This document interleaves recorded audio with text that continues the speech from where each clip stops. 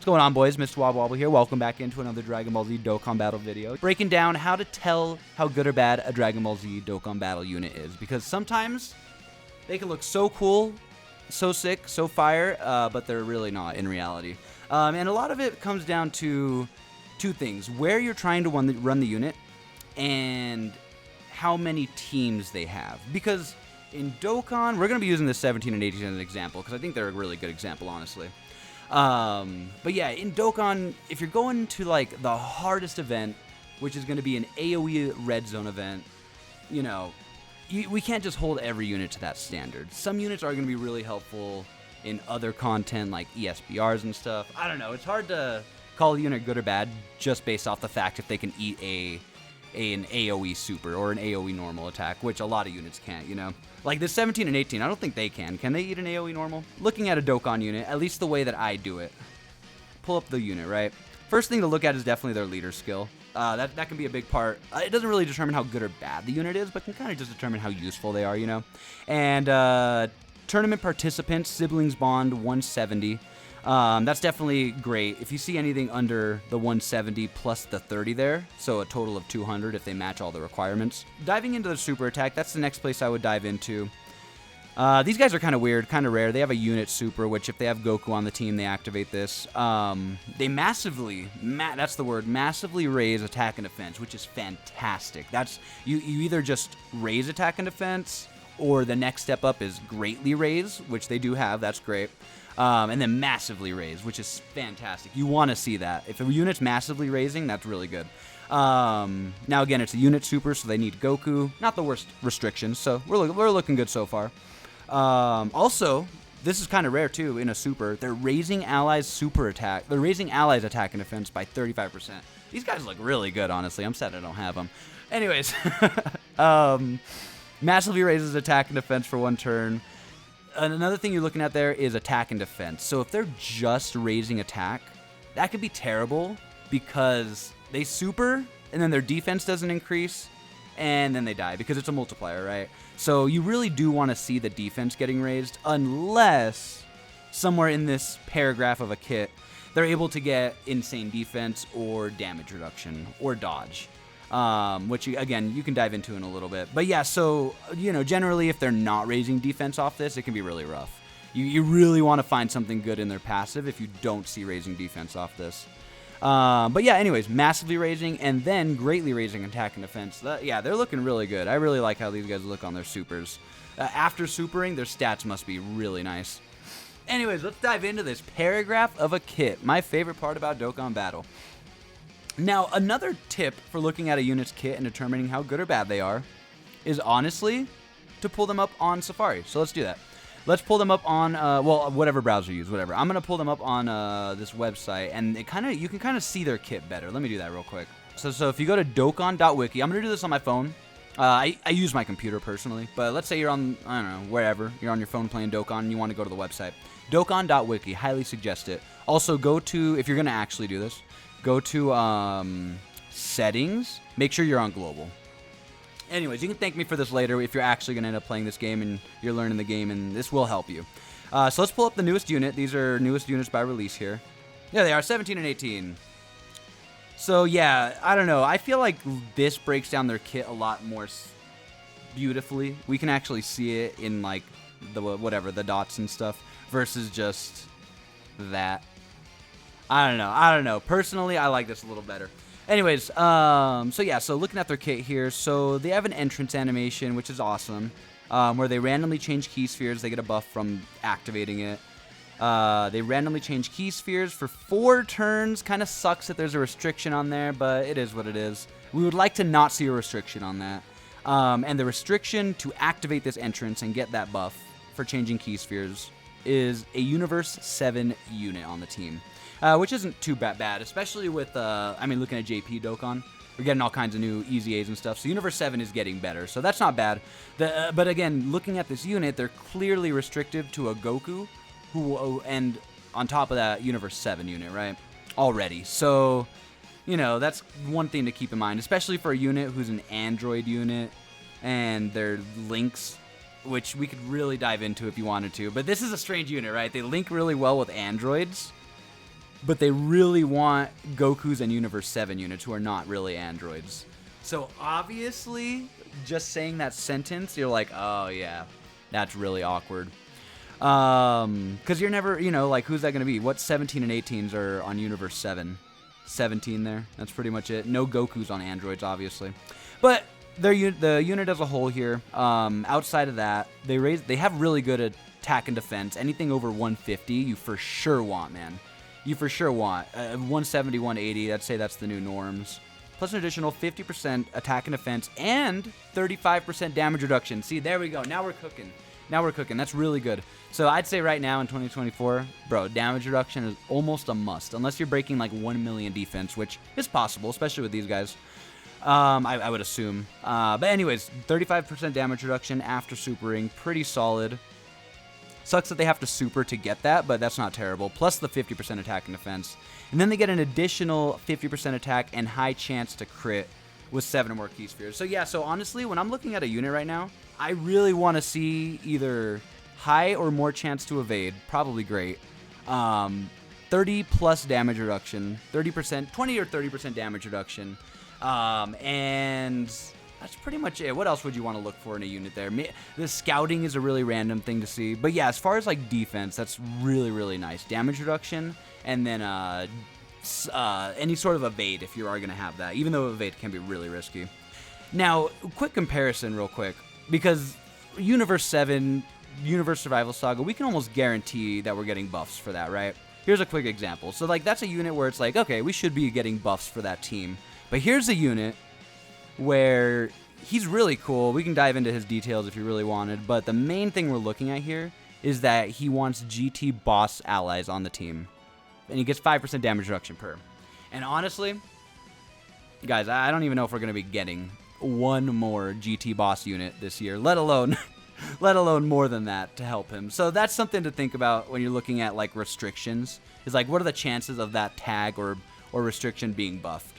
So yeah, that's something I just wanted to throw out there. When you're looking at a kit for defense, you really do want to see damage reduction, guard, or evade. Chance to dodge. Those are the things you really want to see in a unit. If they don't have those 3 things, if they don't have any of those 3 things, they better be supering like 5 times or something, bro, because they're going to be taking numbers. They're going to be taking a lot of damage. So yeah, so that's something to keep in mind, especially just again nowadays 2024 with how hard the new bosses hit.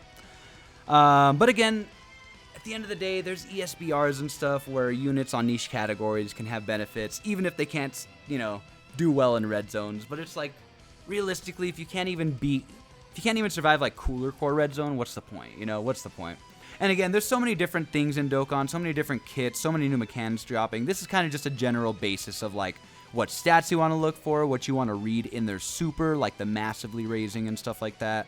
Again, there's so many different things that go into a unit's kit, but there is the base foundation, I would say, that you want to look for. The first few things that should scream good or bad, you know? So yeah, continuing on to their kit, because luckily they do have a lot. That's another few things. You might find some units that don't have a ton in their kit, at least a lot that's good or useful. So yeah, damage reduction. They also have more attack and high chance of critting with 7 or more key spheres. That's not terrible. Like, the buff itself is okay, because it's like high chance to crit, 50%. But the fact that you have to get 7 key spheres for that is unfortunate. If it was like 5 key spheres, that'd be cool. Because, I don't know, you know, 7 key spheres, and because you're only changing key spheres for 4 turns, that sucks. You know, you really start, once you learn the game, once you start thinking about this stuff, you really just piece that together. You're like, also, tournament participant allies, they buff tournament participant allies, which is cool. Plus an additional buff with 7 or more key spheres, sure, but again, 7 key spheres. Plus an additional 59% attack when performing a super, and, oh, they have a scouting ability. See, I haven't even read their kit. So they have an additional 59% attack when supering, and they have a scouter. They foresee super attacks within the same turn when Goku is on the same turn. Luckily, Goku is not the worst restriction. If it was like, man, that's the thing. Luckily, it's Goku, man. This is Dragon Ball Z Goku battle, dude. If you know, you know.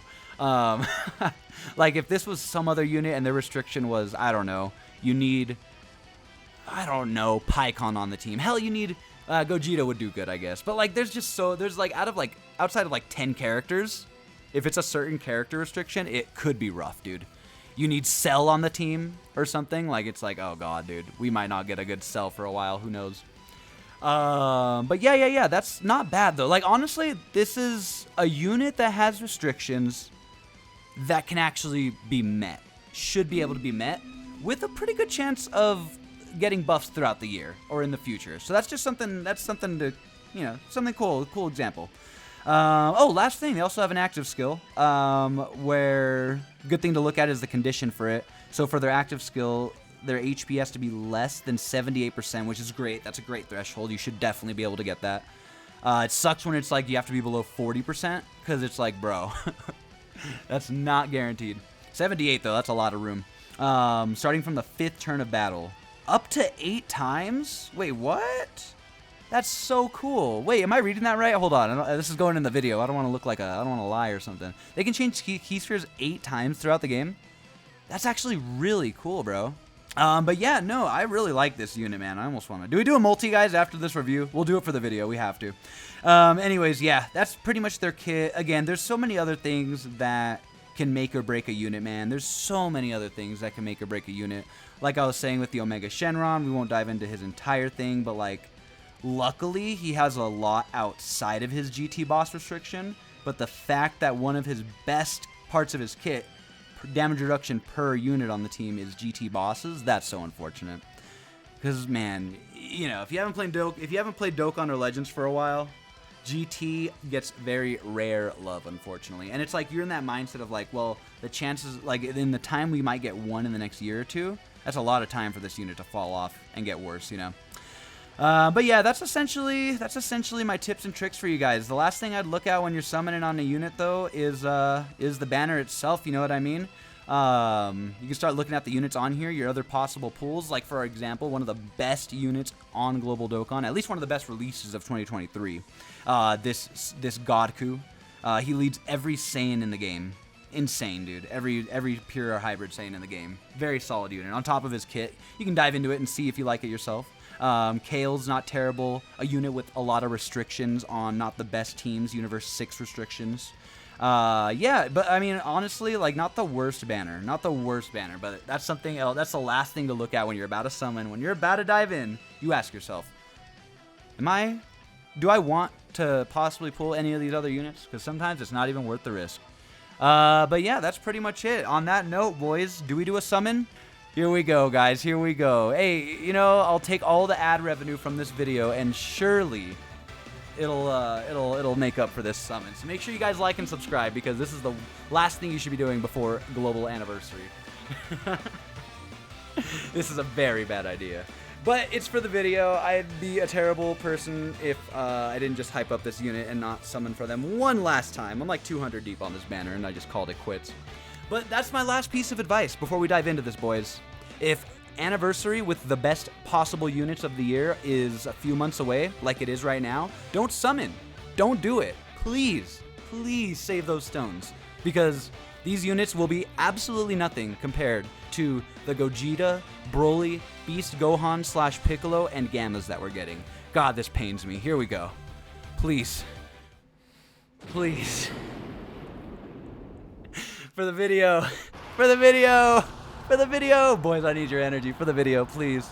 At least something useful. Something I can use. Please. This is so stupid. Here we go. It's do or die. It's do or die.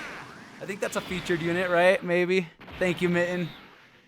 Thank you, Mitten. Oh, I'll look at your team after this, Mitten. Come on, please. Let's get something. Come on, please. Let's get something. Come on. We have to do it for the content, bro. We have to do it for the content. Come on. Something. Something that we could use. A dupe of something, please. This is not looking good so far, guys. I'm going to be 100% honest with you. Super Saiyan 3 was great. Oh, we got the new SSR Zerloin and Rabanra and Zarbuto. Let's go. Universe 2, I believe. If you guys... Surely you guys remember from Tournament of Power. Surely you guys remember. Oh, man. and Tien. Well, there you go. Save your stones. Save for anniversary, please. Unless you want your very own Zerloin and Robot, please save for anniversary. Please save for anniversary. Like and subscribe. This was for you guys. Bye.